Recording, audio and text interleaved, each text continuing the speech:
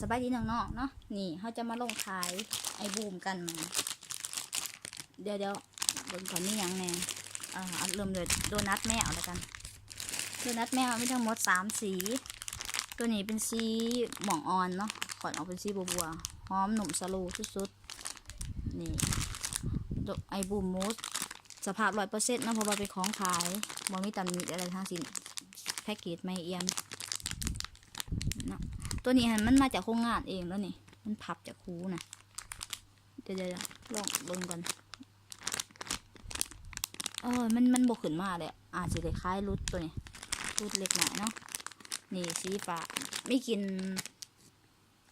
น้ำเดี๋ยวไปกินฟุตตี้คนหนาแม่อะไรสีขาวพวกนี้2 อันโดนัทแมว2 อันแมนแบบเนี้ยอันละแบบนี้บจีโดนัทแมวอันละ95,000 2 อันนี้ตัวเนี้ย90,000เนาะเพราะว่ามีตอนนี้อยู่หูเล็กหน่อยอันนี้95,000ต่ออันหนึ่งเด้อขายแล้วค่ะ150,000บ่ขายรุดๆไปเลยซื้อ3 อันเมิดหายอยู่ราคา180,000 กีบถามว่าเอา3 อันครบเซตเนาะต่อไปเป็นสโนวี่นี่นุ่มสโลว์ไม่กินหอมทุกอย่างรุ่นคริสต์มาสสีแดงแพ็กเกจครบทั้งครบบ่มีการขีดขาดบ่มีการติดบ่ได้ทั้งสิ้นสภาพ100%เลยสโนวี่ปล่อยหายในราคา55,000 กีบ55,000 กีบเนาะเพราะว่าของไอบูมนี่จะราคาสูงแน่แล้วก็ต่อไปมันกล้วยดิบนี่ปล่อยราคา80,000เนาะบีบค่อยๆป้องขายนี่ไม่เอียมโมเมนอันที่เขาคล้ายกันสภาพยับเยอะนะโมเมนเนาะอันนี้โมมีตำหนิอะไรเกิดขึ้นเพราะว่าเขาเก็บผลขาวที่ดีเนาะนี่80,000 กีบแล้วก็กระต่ายบันนี่ตัวนี้เนื้อนุ่มสโลสุดๆบีบค่อยๆอย่างนั้นนี่มีกลิ่นหอมนับเนาะตัวนี้ปล่อยในราคาปล่อยออกในราคา50,000 กีบ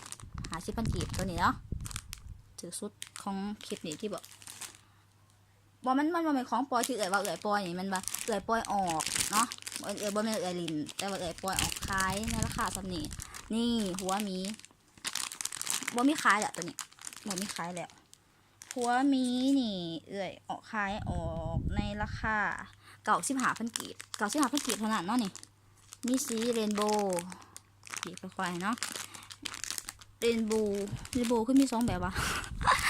ตัวนี้เป็นถาดสีเหลืองถาดสีเหลืองเนาะนี่ตัวนี้กับเป็นกาแล็กซี่ถาดสีม่วงเมจิกแบร์เบเกอรี่เห็นบ่แม่นมั้งแล้วก็ตัวนี้สีเรนโบว์ถาดสีม่วงกินหอมทั้งนั้นเนาะมีลายเส้นไอบูมอยู่นี่95,000ถ้าเอา3 อันครบเสร็จเลยหายอยู่180,000 กีบกันแล้วก็ปัง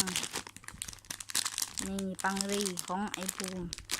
ความสโลว์บ่ต้องเบาเทิงเนาะสโลว์สุดๆสโลว์แบบบีบข้างบนหน้านี่ข้างหลังตัวนี้กินหอมสุดยอดตัวนี้มันสิมีตำนี้จนทงน้อยนึงบนมะกาวมันเริ่มอ่อนแถวปลายแต่ว่ามันแถวนี้สนิทดีนะแต่ว่าแถวปลายมันค่อนข้างจะอ่อนตัวนี้ปังนี่เลยขายออกในราคา95,000 กีบเท่ากัน95,000 กีบเนาะนี่แล้วก็บักนัดไอบูมหอมสโลเนาะตัวนี้บอลนี้มีบอลปักบิ๊กน้ำรุ่น PPAP ในพายแอปเปิลไอบูมตัวนี้ปล่อยออกในราคา70,000 กีบเท่านั้นตัวนี้หมัก มาเกี่ยง ของไอบูมเนาะนี่ตัวนี้มีตำหนิเล็กหน่อยเนาะนี่จากการกดทับแต่ว่าเวลาเข้าไปเบียดมันก็สิขึ้นโตขึ้นอันนี้ตัวนี้ไห่ในราคาอยู่เอาเป็น65,000เลยกันนี่65เนาะ65,000กีบเดี๋ยวหาบิ๊กมาเขียนราคาไปกัน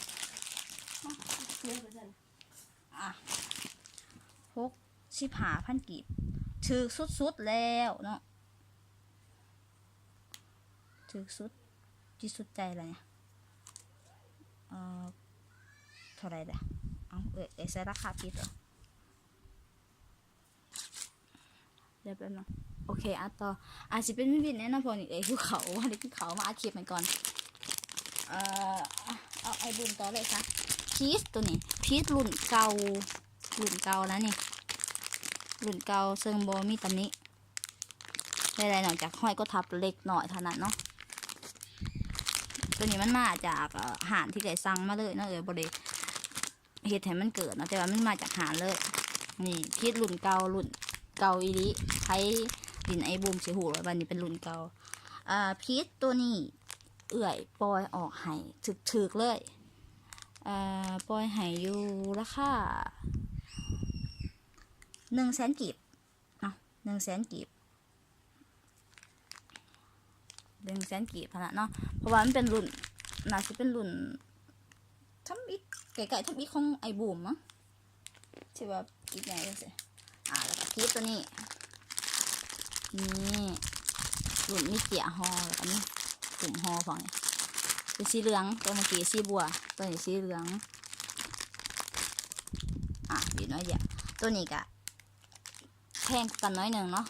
110,000 กีบแต่คล้ายไห่เทหันบ่มั่นใจว่าตัวเกือบ200,000เนาะคิดตัวเนี่ย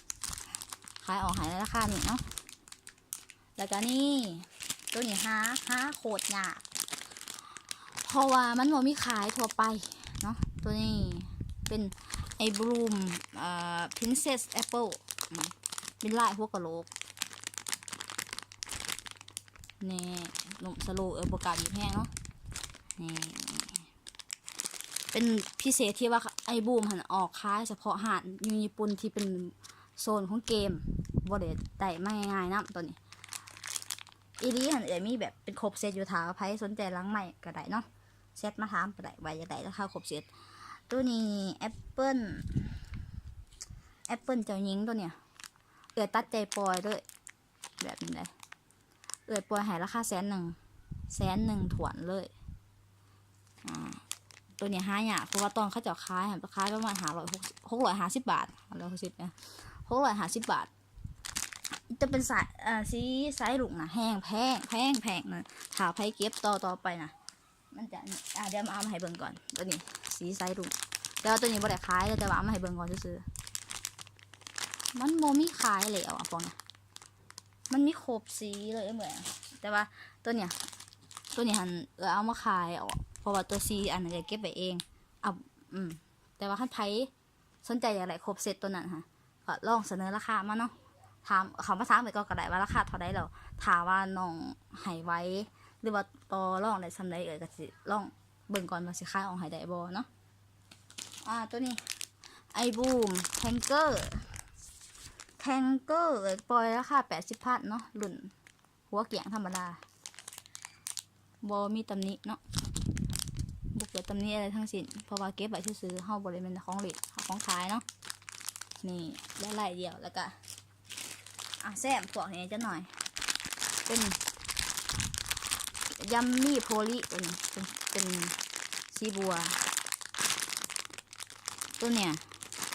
แพ็กเกจยับบอกเลยมันยับแต่ว่าแพ็กเกจติดเลยปกติบ่มียังเปล่าบ่หลอกเนี่ยจะแพ็กเกจยับจากการที่เขาแพ็คใส่กล่องมาให้เลยเนาะ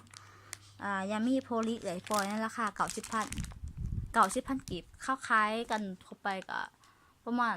650 บาทแต่ว่าเนี่ยปล่อย90,000 กีบเนาะแต่ปล่อยออกให้ละ90,000 กีบตัวนี้สวีทบันนี่ไอศครีมหลุดอีตะมอมั้งที่ว่าส่วงเข้าฮิตกันนะนี่แพ็กเกจโบเกิดตำหนิใดๆทั้งสิ้นเนาะ นี่ตัวนี้เอื้อยกับปล่อยออกให้ในราคา90,000 กีบคือกันเนาะ90,000 กีบแล้วก็ซูชิตัวนี้เลซี่ซูชิเนี่ยนะเกลียดตัวเนี่ยกะว่าขั้นบ่มีไผซื้อสเก็บเองหากก็ลองเอามาปล่อยออกก่อนว่ามีคนสนใจบ่ตัวนี้ปล่อยให้90,000 กีบเนาะนี่ตัวนี้เป็นกินบะเกียงหอมนี่เนื้อแบบนี้ข้างหลังเป็นแบบนี้เลยให้กินยับเล็กหน่อยเท่านั้นเนาะ